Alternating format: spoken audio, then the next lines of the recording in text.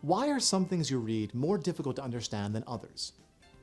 Many students say that the reading test is the most boring section, and that the difficult topics give them the most trouble. Let's learn how to approach reading comp the Kaplan way. First, good readers are active readers.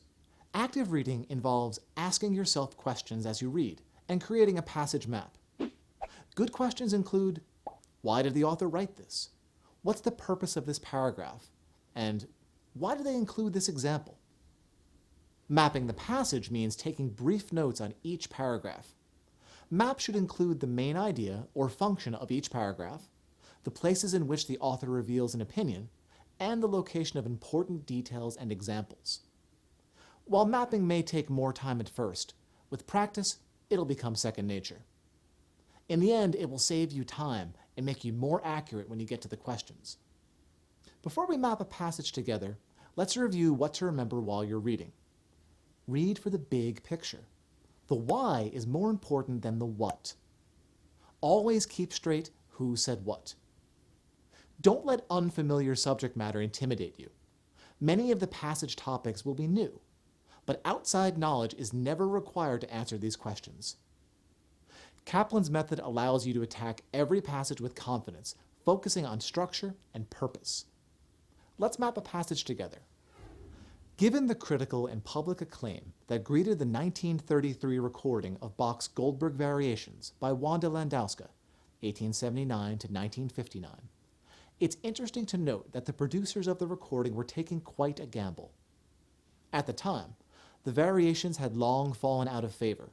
The harpsichord was viewed as an outdated relic, and Landowska was a virtual unknown outside of an elite Parisian community of musicians and scholars.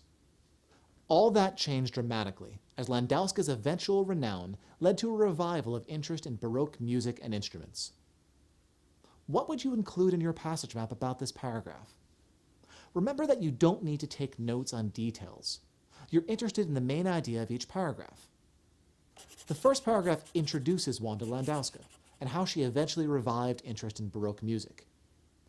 Notice that the notes in the sample passage map are in the margins. On test day, you won't have a lot of space to write your notes. They should be brief and concise. Use abbreviations like WL and BAR instead of writing out Baroque.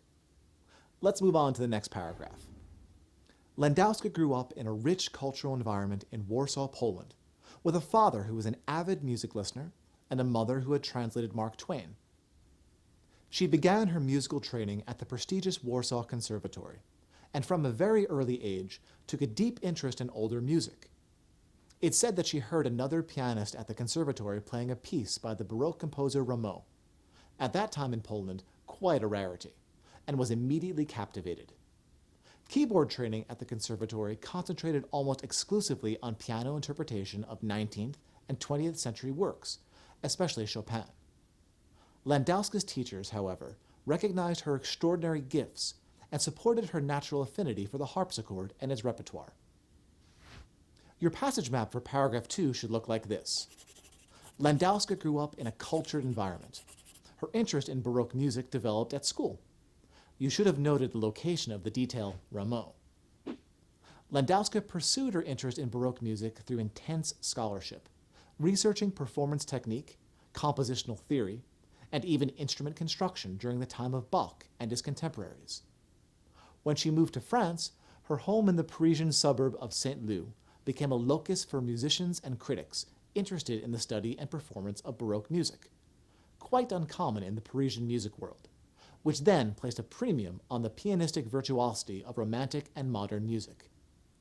Concerts by Landowska, initially given in a garden house on her own property during the summers, had a powerful effect on many listeners. One musician wrote that listening to Landowska's Goldberg Variations was like being in front of one of the great works of nature.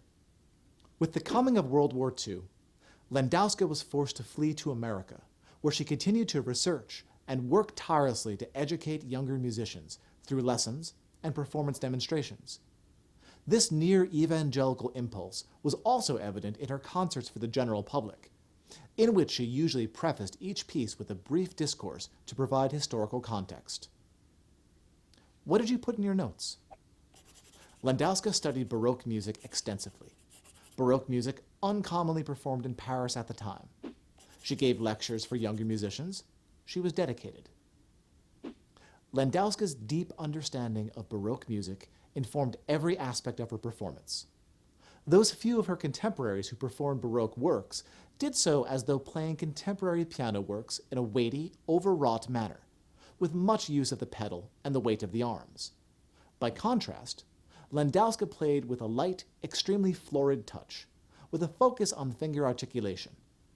This allowed her to apply the rapid-fire improvisational flourishes common in the time of Bach, thus ironically lending more historical accuracy than the plodding performances of those who played every note as written. This is not to say, however, that Landowska slavishly sought to recreate the past at the expense of artistic expression.